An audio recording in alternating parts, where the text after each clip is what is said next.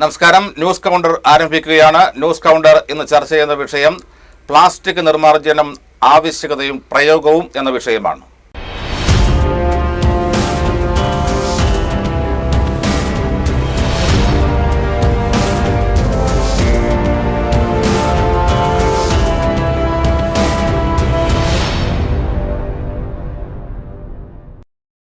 Plastic നിർമ്മാർജ്ജനം ആവശ്യകതയും പ്രയോഗവും എന്ന വിഷയത്തെക്കുറിച്ച് ചർച്ച ചെയ്യാൻ ഇന്ന് നമ്മോടൊപ്പം പങ്കുചേരുന്നത് Cherthala municipal chairman Shri Isaac Madavana, municipal പ്രതിപക്ഷ നേതാവ് ശ്രീ NR ബാബുരാജ്, ആലപ്പുഴ ജില്ലാ ശുചിത്വ മിഷന്റെ resource person Shri R Vijayakumar, BJPയുടെ ചേർത്തല നിയോജകമണ്ഡലം vice president advocate RK Ajith എന്നിവരാണ്.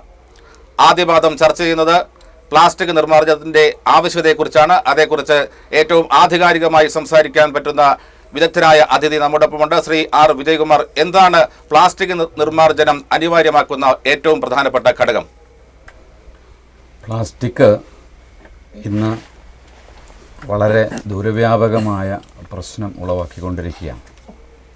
പ്രധാനമായിട്ടും നമ്മൾ ചർച്ച ചെയ്യുമ്പോൾ അതിന്നുണ്ടാക്കുന്ന ആരോഗ്യ പ്രശ്നത്തെ സംബന്ധിച്ച് സാമാന്യ ജനങ്ങൾ കൃത്യമായും ഒരു ബോധ്യം വന്നിട്ടില്ല എന്ന് വേണം കരുതാൻ. അനിയന്ത്രിതമായി നാം ഉപയോഗിക്കുന്ന ഈ സാധനം വലിച്ചെറിയപ്പെട്ടപ്പോൾ മണ്ണ് ഇക്കാര്യത്തിൽ അതിൻ്റെ എല്ലാ ഗുണാംശങ്ങളും നഷ്ടപ്പെട്ടു എന്നൊരു തിരിച്ചറിവിലേക്ക് നമ്മൾ എത്തണം.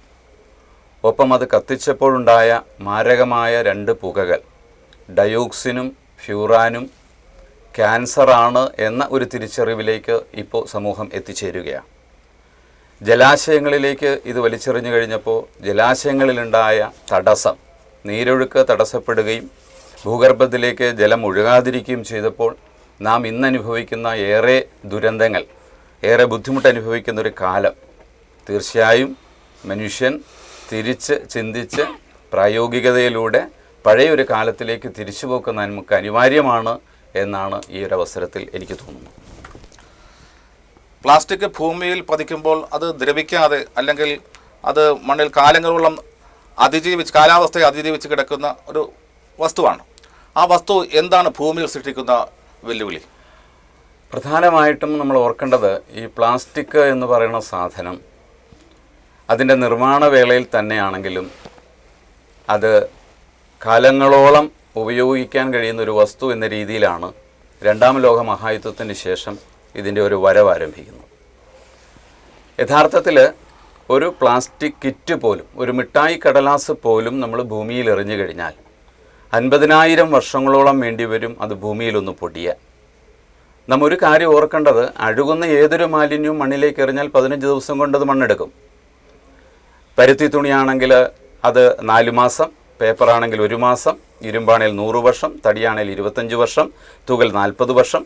പക്ഷേ ഒരു പ്ലാസ്റ്റിക്കിൻ്റെ ഒരു മിഠായി കടലാസോ ഒരു സ്ട്രോ അടക്കമോ ഉള്ള സാധനങ്ങളാണെങ്കിൽ പോലും ഈ ഭൂമിയിൽ വീണാൽ 50,000 വർഷം കൊണ്ട് പൊടിയുമെന്നുള്ളതല്ലാതെ അത് എത്ര കാലം ഈ മണ്ണിലുണ്ടാകും എന്ന് ചോദിച്ചാൽ ശാസ്ത്രത്തിന് ഇന്നേ വരെ അത് കണ്ടുപിടിക്കാൻ പറ്റിയിട്ടില്ല. അത് ഇൻഫിനിറ്റി, അനന്തമായി തുടരുകയാണ്. അപ്പോൾ ഇതിനകത്ത് ഒരു പ്ലാസ്റ്റിക് ഉണ്ടാകുമ്പോൾ ചേർക്കപ്പെടുന്ന വളരെ മാരകമായിരിക്കുന്ന കുറേയധികം വസ്തുക്കളുണ്ട്. സ്വാഭാവികമായും ഒരു പ്ലാസ്റ്റിക് ഉണ്ടാവുക അല്ല ചെയ്യുന്നത്. അങ്ങനെ ചേർക്കപ്പെടുന്ന വസ്തുക്കൾ ഈ ഭൂമിയുടെ മണ്ണിൻ്റെ എല്ലാ ഗുണാംശങ്ങളെയും, എല്ലാ എഫക്റ്റീവ് മൈക്രോ ഓർഗാനിസംസിനെയും തകരാറിലാക്കുകയും മണ്ണിൽ ഒരു സാധനം മുളച്ചു പൊങ്ങാത്ത ഒരു കാലത്തിലേക്ക് നാം എത്തിപ്പെടുകയും ചെയ്യും. ശ്രീ ഐസക് മാടവന, സർക്കാർ സംവിധാനങ്ങളും തദ്ദേശ സ്വയംഭരണ സ്ഥാപനങ്ങളും ഇത്രയും വിപത്ത് സൃഷ്ടിക്കുന്ന പ്ലാസ്റ്റിക്കിനെ ഉപയോഗിക്കുന്നതിൽ നിന്ന് ആ സ്ഥാപനങ്ങളെയെങ്കിലും പിന്തിരിപ്പിക്കാൻ കുറഞ്ഞപക്ഷം സർക്കാർ ഓഫീസുകളെയാണെങ്കിലും തദ്ദേശ സ്വയംഭരണ സ്ഥാപനങ്ങളെയായും അതിൻ്റെ ഓഫീസുകളായാലും അവരുടെ പരിപാടികളായാലും പ്ലാസ്റ്റിക്കിൻ്റെ ഉപയോഗത്തിൽ നിന്ന് അവയെ പിന്മാറ്റാൻ ഇത്രയും വൈകിപ്പോയി എന്നുള്ളൊരു ദുരന്തം നമ്മൾ നേരിടുന്നില്ല? തീർച്ചയായും ആ തിരിച്ചറിവിലേക്ക് കടന്നു വരാനായിട്ട് നമ്മൾ ഒരുപാട് വൈകിപ്പോയി.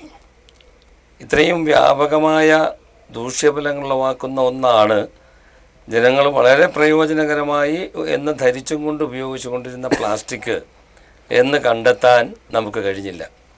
കുറച്ച് നാളുകളേ ആയുള്ളൂ പ്ലാസ്റ്റിക്കിൻ്റെ ഈ മാരകമായ അവസ്ഥയെ സംബന്ധിച്ചുള്ളൊരു അവബോധം ചർച്ച ചെയ്യപ്പെടാനും അത് ജനങ്ങളിലേക്ക് എത്തിക്കപ്പെടാനും കഴിയാൻ തുടങ്ങിയിട്ടുള്ളത്. അതിൻ്റെ അടിസ്ഥാനത്തിലാണ് ചേർത്തല നഗരസഭ ഞങ്ങൾ ആലോചിച്ചു എങ്ങനെ ഈ ദുരന്തം നമുക്ക് മാറ്റിയെടുക്കാൻ കഴിയണം. അതിനെപ്പറ്റി ഞങ്ങൾ പഠിച്ചുകൊണ്ടിരിക്കുന്ന സമയത്ത് തന്നെ ബഹുമാനപ്പെട്ട കേരള ഗവൺമെൻറ് ഈ വിഷയം വളരെ ഗൗരവമായിട്ട് കൈകാര്യം ചെയ്തുകൊണ്ട് ശുചിത്വ മിഷൻ വഴിയായി അതിനെതിരെയുള്ള പ്രതിരോധ പ്രവർത്തനങ്ങൾ സംഘടിപ്പിക്കുന്നതിനുള്ള നിർദ്ദേശങ്ങൾ നൽകി. ആ ഗവൺമെൻറ് ഉത്തരവിൻ്റെയും കൂടി പശ്ചാത്തലത്തിൽ ഞങ്ങളിങ്ങ് ചേർത്തല നഗരസഭയിൽ പ്ലാസ്റ്റിക് ഒഴിവാക്കപ്പെടാനുള്ള നടപടികൾ ആരംഭിക്കണമെന്ന് കൗൺസിൽ തീരുമാനിച്ചു. അതിൻ്റെ ഫലമായിട്ടാണ് ഞങ്ങളിപ്പോൾ ചേർത്തല നഗരസഭയെ സംബന്ധിച്ചിടത്തോളം പ്ലാസ്റ്റിക് വിമുക്ത നഗരമായി പ്രഖ്യാപിക്കണമെന്ന ചിന്തയോടെയുള്ള പ്രവർത്തനവുമായി ഞങ്ങൾ മുന്നോട്ട് പോകുന്നു. ശ്രീ എൻ ആർ ബാബുരാജ്, താങ്കൾ നഗരസഭയുടെ പ്രതിപക്ഷ നേതാവും രാഷ്ട്രീയ പാർട്ടിയുടെ ജില്ലയിൽ അറിയപ്പെടുന്ന നേതാവുമാണ്. ഇത്രയും വിപത്ത് സൃഷ്ടിക്കുന്ന പ്ലാസ്റ്റിക് രാഷ്ട്രീയ പാർട്ടികൾ അതുപോലെ തന്നെ സർക്കാർ ഭരണാധികാരികൾ ഇത്രയും കാലം ഇത് സ്വയം ബോധ്യപ്പെടാതെയും ജനങ്ങളെ ബോധ്യപ്പെടുത്താതെയും നീങ്ങിയതിൻ്റെ പ്രത്യാഘാതം ഈ സമൂഹം ഇന്ന് അനുഭവിച്ച് തുടങ്ങിക്കഴിഞ്ഞു. ഏറെ അതിൻ്റെ പ്രത്യാഘാതം അനുഭവിക്കാൻ തുടങ്ങിയിട്ട് കാലം കുറച്ച് പിന്നിട്ട് കഴിഞ്ഞിരിക്കുകയാണ്. ഈ സാഹചര്യത്തിൽ എന്താണ് രാഷ്ട്രീയ പാർട്ടികൾ, വിശേഷിച്ച് ജനങ്ങൾക്കിടയിൽ നല്ല സ്വാധീനമുള്ള രാഷ്ട്രീയ പാർട്ടികളും സാമൂഹ്യ സന്നദ്ധ സംഘടനകളും ഈ പ്ലാസ്റ്റിക് വിപത്തിനെതിരായിട്ടുള്ള ഒരു ജനകീയ പ്രസ്ഥാനം കെട്ടിപ്പടുക്കുന്നതിൽ പ്രധാന പങ്ക് വഹിക്കേണ്ടവരല്ലേ? അതെ, തീർച്ചയായും. സാമൂഹ്യ രാഷ്ട്രീയ പ്രസ്ഥാനങ്ങൾ വളരെ വൈകി കണ്ടെത്തിയ ഒരു യാഥാർത്ഥ്യപരമായ വിപത്താണ് പ്ലാസ്റ്റിക്കിൻ്റെ പ്രശ്നം. അപ്പോൾ ആ ഒരു ഭീഷണിയും നമ്മളനുഭവിക്കുന്ന ഒരു ദുരന്തം എന്ന് പറയാവുന്ന കാര്യവും അത് വേണ്ടത്ര ഇപ്പോഴും എടുത്തിട്ടുണ്ടെന്ന് എനിക്ക് സംശയമുണ്ട്. എന്നാൽ കേരളത്തിൽ ഇപ്പോൾ അധികാരത്തിലിരിക്കുന്ന ഗവൺമെൻറ് അതിൻ്റെ തുടക്കം തന്നെ ഇതുമായി ബന്ധപ്പെട്ട ഒരു നിലപാട് യാഥാർത്ഥ്യമായിക്കൊണ്ടാണ്. ഇടതുപക്ഷ മുന്നണി ഗവൺമെൻറ് സത്യപ്രതിജ്ഞാ ചടങ്ങ് തന്നെ 10,000 പങ്കെടുത്ത സത്യപ്രതിജ്ഞാ ചടങ്ങ് തന്നെ പ്ലാസ്റ്റിക് രഹിതമായ ഇതുപോലുള്ള വസ്തുക്കൾ ഒഴിവാക്കിക്കൊണ്ടുള്ള ചടങ്ങ് നടത്തിയത്. ഏറ്റവും അവസാനം 15,000 കായിക താരങ്ങൾ കലാകാരന്മാർ മാറ്റിവെച്ച കണ്ണൂർ യുവജനോത്സവം, സ്കൂൾ യുവജനോത്സവം, ഏഷ്യയിലെ ഏറ്റവും വലിയ കലോത്സവമാണ്. അത് പ്ലാസ്റ്റിക് രഹിതമായി നടപ്പാക്കാനായിട്ട് കഴിഞ്ഞു.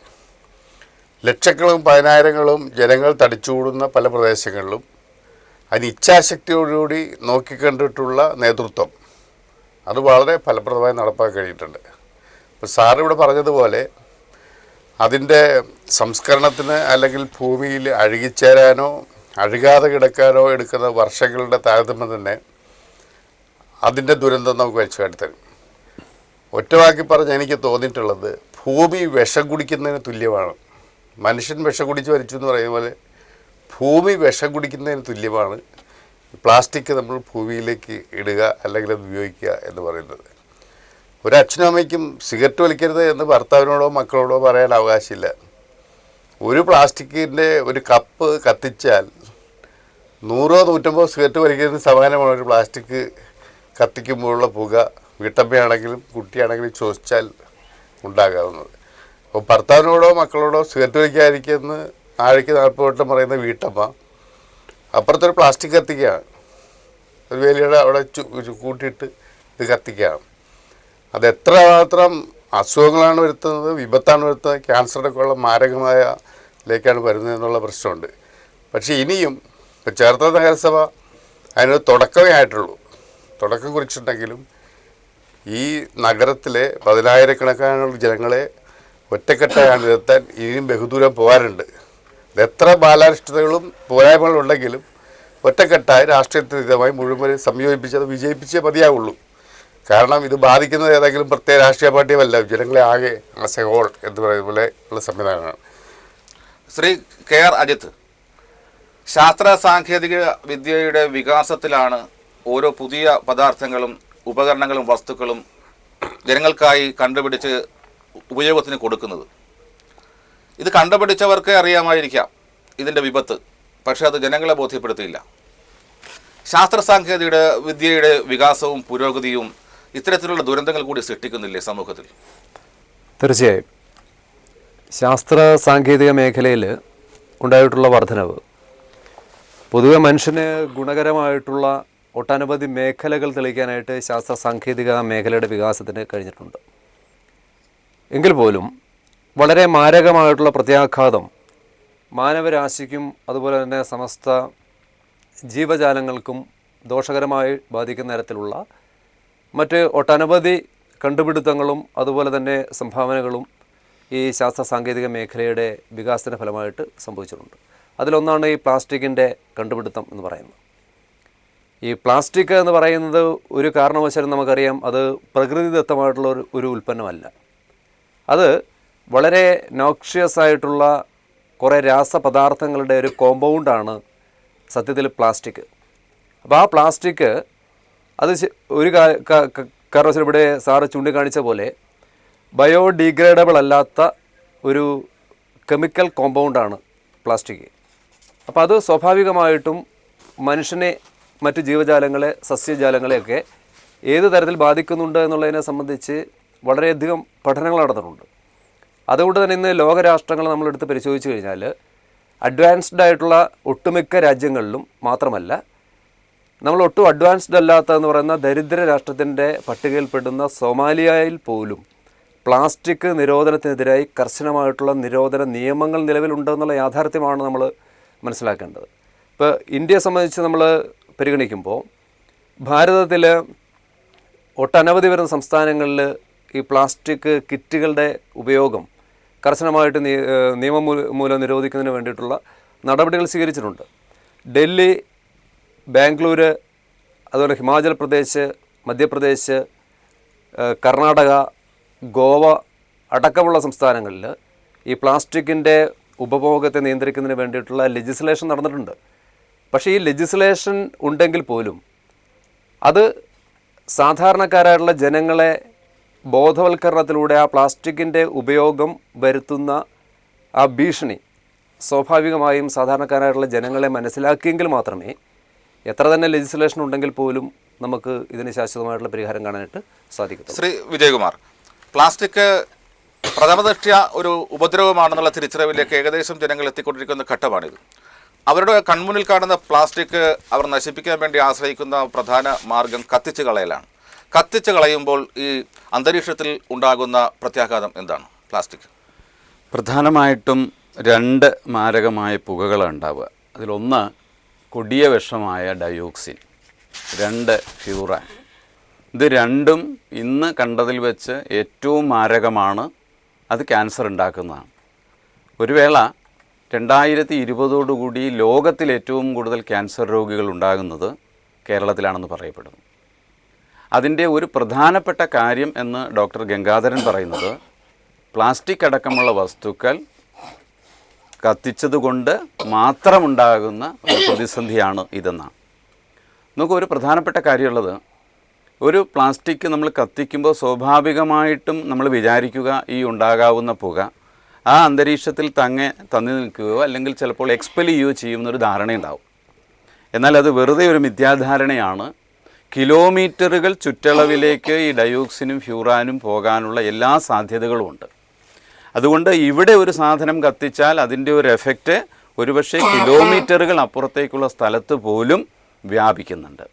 ഇത് ഒരു അതീവ ദുരന്തമായി ഇവിടെ മാറുന്നുണ്ട് എന്നുള്ളത് കൊണ്ടാണ് ഗവൺമെൻറ് വളരെ ശക്തമായി ഇത് കത്തിക്കരുത്, കത്തിച്ചാൽ അതിന് തക്ക ശിക്ഷ വേണ്ടതാണ് എന്ന് പറയുന്നതിൻ്റെ ഒരു പ്രധാനപ്പെട്ട കാര്യത. ശ്രീ ഐസക് മടവന, പ്ലാസ്റ്റിക്കിൻ്റെ വിപത്ത് നമ്മൾ ജനങ്ങളെ ബോധ്യപ്പെടുത്തിക്കൊണ്ടിരിക്കുകയാണ്. ഈ ഘട്ടത്തിലും ശ്രദ്ധിക്കാതെ പോകുന്ന ഒരു പ്രധാന മേഖല തട്ടുകടകളും ഹോട്ടലുകളും തദ്ദേശ സ്വയംഭരണ സ്ഥാപനങ്ങളുടെ നിയന്ത്രണത്തിൽ പ്രധാനമായും വരുന്ന ഒരു സംവിധാനമാണ്. അവിടങ്ങളിൽ ചൂടേറിയ ആഹാര പദാർത്ഥങ്ങൾ നിലവാരം കുറഞ്ഞ പ്ലാസ്റ്റിക് ബാഗുകളിൽ അല്ലെങ്കിൽ കിറ്റുകളിലാക്കി നൽകുന്ന പ്രതിഭാസമുണ്ട്. അതും ഗുരുതരമായ ആരോഗ്യ പ്രശ്നങ്ങൾ, ക്യാൻസർ പോലുള്ള മാരക രോഗങ്ങൾ സൃഷ്ടിക്കാൻ ഇടയാക്കുമെന്നുള്ള കണ്ടുപിടുത്തങ്ങളും ബോധവൽക്കരണവും നടക്കുന്ന കാലഘട്ടമാണിത്. ഈ സാഹചര്യത്തിൽ നമ്മൾ തെരുവോരങ്ങളിലെയും പൊതുനിരത്തുകളിലെയും വീടുകളിലെയും പ്ലാസ്റ്റിക് കിറ്റുകൾ, ബാഗുകളൊക്കെ നീക്കം ചെയ്യുന്നതോടൊപ്പം ഇത്തരം കേന്ദ്രങ്ങൾ കൂടി പരിശോധനയ്ക്ക് വിധേയമാക്കേണ്ടതല്ലേ? തീർച്ചയായിട്ടും ഞങ്ങൾ തുടങ്ങി വരുന്നുണ്ട്. ശ്രീ എൻ.ആർ. ഇവിടെ സൂചിപ്പിച്ചതുപോലെ ചേർത്തല നഗരസഭ അതിൻ്റെ പ്രവർത്തനങ്ങളുടെ ആരംഭഘട്ടത്തിലാണ്. ശ്രീ വേണുഗോപാൽ സാറ് ഇവിടെ സൂചിപ്പിച്ചതുപോലെ ഇത്രയും അപകടകരമായ മാരകമായ സാഹചര്യങ്ങൾ ഉണ്ടാക്കുന്ന പ്ലാസ്റ്റിക്കിനെ സംബന്ധിച്ച് അത് ഇല്ലായ്മ ചെയ്യാൻ, അതിൻ്റെ ഉപയോഗം തടയുക എന്നുള്ളത് മാത്രമല്ല, നമ്മുടെ സംസ്ഥാനത്ത് നിന്നും ആ പ്ലാസ്റ്റിക് എന്ന് പറയുന്ന വിപത്തിനെ ഒഴിവാക്കുക എന്നുള്ളതാണ് നമ്മുടെ ലക്ഷ്യം. ഇവിടെ തട്ടുകടകളിൽ മാത്രമല്ല, നമ്മൾ ഗവൺമെൻറ്റുകളൊക്കെ ഇതിന് ഇപ്പം വളരെ ഗൗരവമായ ചർച്ചകൾ നടത്തുകയും നടപടികൾ സ്വീകരിക്കുകയും ചെയ്യുന്നുണ്ട്. പക്ഷേ നമ്മുടെ സൂപ്പർ മാർക്കറ്റുകൾ ഉൾപ്പെടെ അവിടെ വിതരണം ചെയ്യുന്ന ഭക്ഷ്യധാന്യങ്ങൾ, മുളക് പൊടി, മല്ലിപ്പൊടി ഉൾപ്പെടെയുള്ള ഭക്ഷ്യപദാർത്ഥങ്ങൾ, നിത്യോപയോഗ സാധനങ്ങൾ വരെ ഈ പ്ലാസ്റ്റിക് പാക്കറ്റുകളിലാക്കി നേരിട്ട് ട്രാൻസ്പെറൻ്റായിട്ട് കാണത്തക്ക സാഹചര്യത്തിൽ ഉണ്ടാക്കി വെക്കുന്ന ഒരു സ്ഥിതിവിശേഷമുണ്ട്. തട്ടുകടകളിൽ അവിടെ നൽകുന്ന ഭക്ഷണപദാർത്ഥങ്ങളെല്ലാം ഇതുപോലെയുള്ള പ്ലാസ്റ്റിക്കുകളിൽ ഇട്ട് കഴിപ്പിക്കുന്ന, ചൂടോടുകൂടി വെക്കുമ്പോൾ ഒരുപക്ഷെ വേണുഗോപാൽ സാറ് പറഞ്ഞതിൻ്റെ പശ്ചാത്തലത്തിൽ നോക്കിയാൽ അതും ഇതിനേക്കാൾ ഭവിഷ്യത്തുള്ള കാര്യമാണ്. അതെല്ലാം നിരോധിക്കണമെന്നുള്ളത് തന്നെയാണ്, ഒഴിവാക്കപ്പെടണമെന്നുള്ളത് തന്നെയാണ് നമ്മുടെ ഉദ്ദേശം. അതിന് നമ്മൾ പടിപടിയായിട്ട് ഇപ്പോൾ നമ്മൾ ചെയ്തത് 35 വാർഡുകളിലും ഞങ്ങൾ കൗൺസിലേഴ്സിൻ്റെ നേതൃത്വത്തിൽ കുടുംബശ്രീ പ്രവർത്തകർക്ക്, സന്നദ്ധ പ്രവർത്തകർക്ക് ഇതിനെ സംബന്ധിച്ചുള്ളൊരു അവബോധം പകർന്നു കൊടുത്തു. ബഹുമാനായ ശ്രീ വേണുഗോപാലിനെ തന്നെ വിളിപ്പിച്ച് ഞങ്ങൾ നഗരസഭയിൽ കൗൺസിലേഴ്സിനും കുടുംബശ്രീയുടെ ഭാരവാഹികൾക്കും ക്ലാസ് കൊടുത്തു. അവരൊക്കെ ഇതിൻ്റെ ആ ഭീകരത ഉൾക്കൊണ്ടു വാർഡുകളിൽ പോയി അവരുടെ അയൽക്കൂട്ട യോഗങ്ങളിൽ വെച്ച് ഇത് സംസാരിച്ചു. അതിൻ്റെ ഫലമായിട്ടാണ് ഞങ്ങൾ സംഘടിപ്പിച്ച നഗര പ്ലാസ്റ്റിക് വിമുക്ത പ്രഖ്യാപന സമ്മേളനത്തിൽ ടൗൺ ഹാൾ നിറയെ സാധാരണക്കാരായ ആളുകൾ എത്തിയിരുന്നു. അപ്പോൾ അതുപോലുള്ള അവബോധം നമ്മൾ സ്കൂൾ കുട്ടികളിലൂടെ ഇനി കൊടുക്കണം. സ്കൂളുകളിൽ കുട്ടികൾ പ്ലാസ്റ്റിക്കിൻ്റെ സാധനങ്ങളുമായി വരുന്നതിനെ നിരോധിക്കപ്പെടണം. പ്ലാസ്റ്റിക് കുപ്പികളിൽ വെള്ളം കൊണ്ടുവന്നതിന് പകരം അതിനുള്ള ബദൽ സംവിധാനമുണ്ടാക്കണം. ഇപ്പോൾ ഞങ്ങൾ നഗരസഭയിൽ തന്നെ ഈ പ്ലാസ്റ്റിക് ഗ്ലാസ്സുകളിൽ വെള്ളം കൊണ്ടുവരുന്നത് ഒഴിവാക്കപ്പെട്ടിരിക്കുക. ഞങ്ങൾ പ്രത്യേകം സ്റ്റീലിൻ്റെ ഗ്ലാസ്സുകൾ വാങ്ങി വെച്ചുകൊണ്ട് അത് ഉപയോഗിക്കപ്പെടണം, അല്ലെങ്കിൽ കപ്പിൽ വേണം ചായ കൊടുക്കാൻ എന്നുള്ള നിർദ്ദേശം കൊടുത്തിരിക്കുക. അതുപോലെ തന്നെ ഗവൺമെൻറ് ഓഫീസുകളിലൊക്കെ നമ്മൾ അതുമായി ബന്ധപ്പെട്ട ഇത് കൊടുത്തിട്ടുണ്ട്. അങ്ങനെയുള്ളൊരു അവയർനെസ് സൃഷ്ടിച്ചുകൊണ്ടിരിക്കുക. ഈ പറഞ്ഞതുപോലെ തട്ടുകടകൾ ഉൾപ്പെടെ നമ്മുടെ എല്ലാ സ്ഥലങ്ങളിലും അതിൻ്റെ ഉപയോഗം പൂർണ്ണമായും നിരോധിക്കപ്പെടുന്നത് വരെ അത് ചെറിയ രീതിയിലൊക്കെ ഉണ്ടാവും. പക്ഷേ അത് നിരോധിക്കപ്പെടാനുള്ള നടപടികളുമായിട്ട് നമ്മൾ മുന്നോട്ട് പോകും.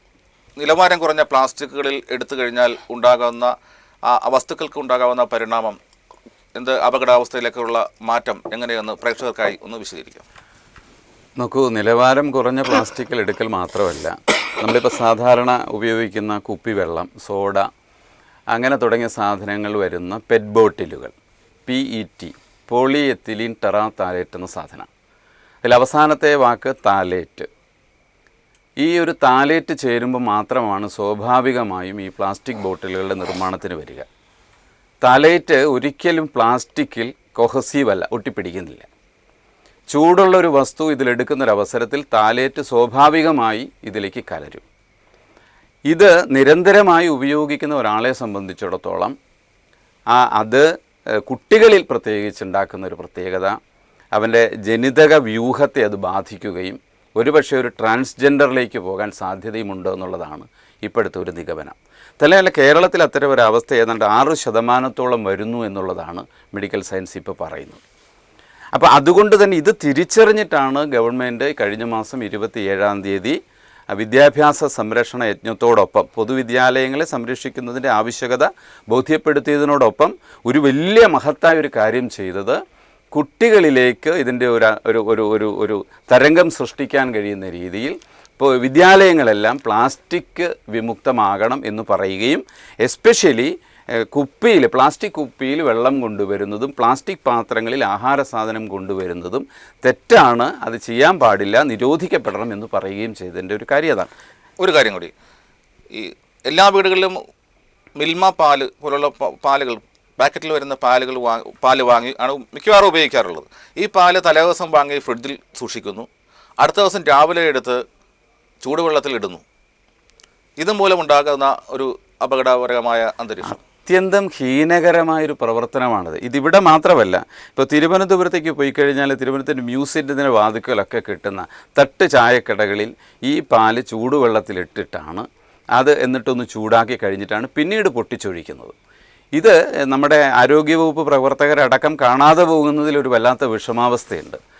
ശരിക്കും അങ്ങനെ ചെയ്യുന്നൊരവസരത്തിൽ ഇത് പോളിസ്റ്റെറീൻ കൊണ്ടുണ്ടാക്കിയതായിരിക്കും ഈ പ്ലാസ്റ്റിക് കവർ എന്ന് പറയും.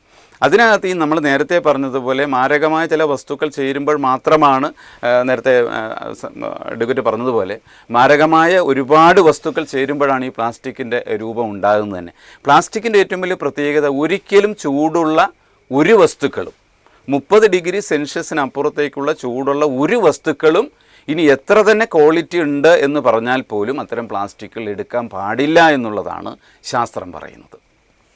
ശ്രീ ബാബുരാജ്, പ്ലാസ്റ്റിക് പോലെ തന്നെ അതിൻ്റെ ഒരു തന്നെ രൂപാന്തരമാണ് ഫ്ലക്സ്. ഫ്ലക്സ് ഉപയോഗിക്കുന്നതിൽ രാഷ്ട്രീയ പാർട്ടികളാണ് മത്സരിക്കുന്നത്. തെരഞ്ഞെടുപ്പ് കാലത്ത് വിശേഷിച്ചു. വാസ്തവത്തിൽ അത് സൃഷ്ടിക്കുന്ന പ്രത്യാഘാതവും അതീവ ഗുരുതരമാണ്. അത് നിയന്ത്രിക്കാൻ രാഷ്ട്രീയ പാർട്ടികൾക്ക് ബാധ്യതയില്ലേ? ശരിയാണ്. അത് ആദ്യം മനസ്സിലാക്കിയ പാർട്ടി എൻ്റെ പാർട്ടിയാണ്.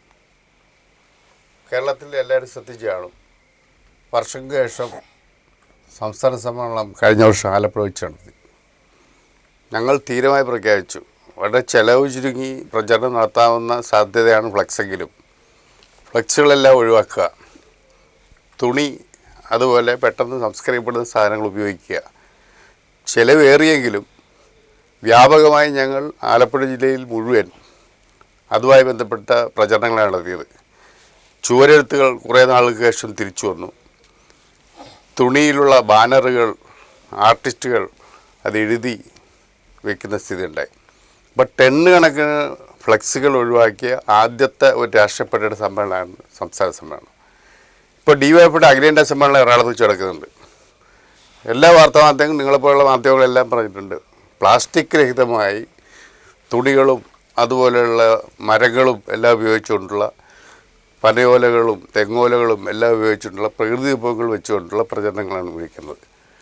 അതെല്ലാ രാഷ്ട്രീയ പാർട്ടികൾ മാത്രമല്ല, എല്ലാ സാമൂഹിക സംഘടനകളും വ്യക്തികളും കുടുംബവും എല്ലാം ആ രംഗത്തേക്ക് വന്നെങ്കിൽ മാത്രമേ സാറിവിടെ സൂചിക്കാണിച്ച വലിയ ദൂരവ്യാപകമായ പ്രത്യാഘാതം ഉണ്ടാകുന്നതും സമീപകാലത്ത് അല്ലെങ്കിൽ ഇപ്പോൾ ഈ വർത്തമാന കാലത്തിലും ഭീഷണിയായിട്ടുള്ള ഏറ്റവും വലിയ പ്രശ്നം ഒഴിവാക്കാൻ കഴിയുള്ളൂ. ശ്രീ അജിത്ത്, താങ്കളുടെ പാർട്ടി കൂടി ഈ ഒരു നയത്തിലേക്ക്, ഫ്ലക്സ് പ്ലാസ്റ്റിക് പരമാവധി ഉപയോഗിക്കുന്നത് ഒഴിവാക്കുക എന്ന നയത്തിലേക്ക് എത്തിയാൽ കുറേ കൂടി പ്രയോജനപ്രദമാകില്ലേ? അതെ, തീർച്ചയായും. അതിൽ രാഷ്ട്രീയപരമായിട്ടുള്ളൊരു വ്യത്യാസമൊന്നുമില്ല. കാരണം ഈ പ്ലാസ്റ്റിക്കിൻ്റെ ഉപയോഗം, അത് ക്രമാതീതമായിട്ടുള്ള ആ ഉപയോഗം നമ്മുടെ സമൂഹത്തിലുണ്ടാകുന്ന വിപത്തിനെ സംബന്ധിച്ച് നമ്മുടെ രാജ്യം ഒന്നടങ്കം ചർച്ച ചെയ്യപ്പെടുന്ന ഒരു സമൂഹമാണ്, ഒരു സാഹചര്യമാണ്. നമുക്കറിയാം, ഇപ്പോൾ വേണുഗോപാൽ സാറ് വളരെ സുവ്യക്തമായിട്ട് ഇവിടെ ചൂണ്ടിക്കാണിക്കപ്പെട്ട യാഥാർത്ഥ്യം, ഈ പ്രോഗ്രാം ശ്രദ്ധിച്ചുകൊണ്ടിരിക്കുന്ന പ്രേക്ഷകരെ സംബന്ധിച്ചോളം അവരുടെ ഹൃദയസ്പൃക്കായിട്ട് മാറുന്നു എന്നാണ് ഞാൻ മനസ്സിലാക്കുന്നത്.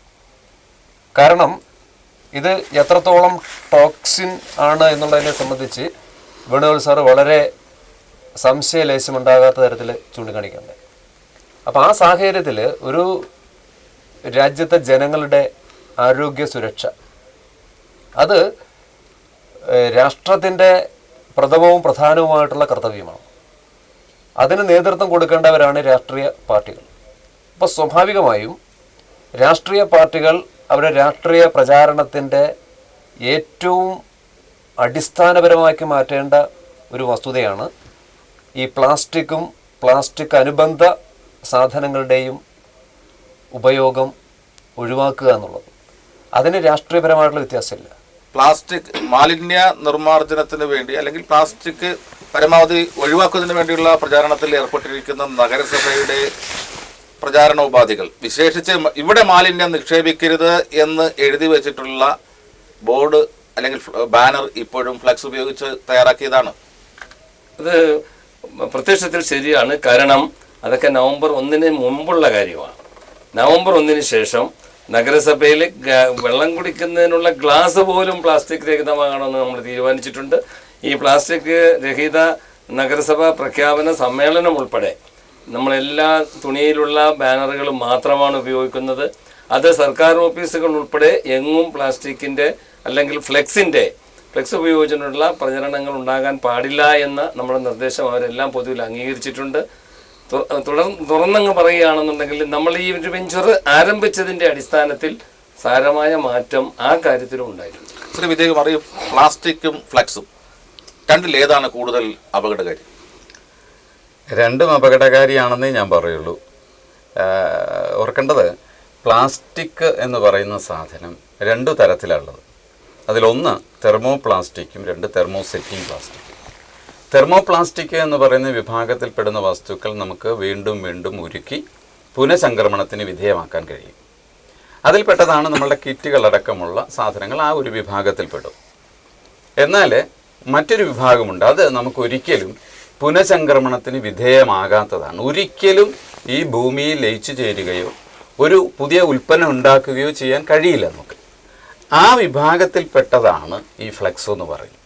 നൈലോൺ ത്രെഡാണ്. ഒപ്പം അത് ദീർഘകാലം ഈടുറ്റു നിൽക്കാൻ വേണ്ടിയിട്ട് അതിൻ്റെ ഗ്ലാസ് പൊടിയിലാണ് അതിൻ്റെ ത്രെഡ് ഉണ്ടാക്കുന്നത്.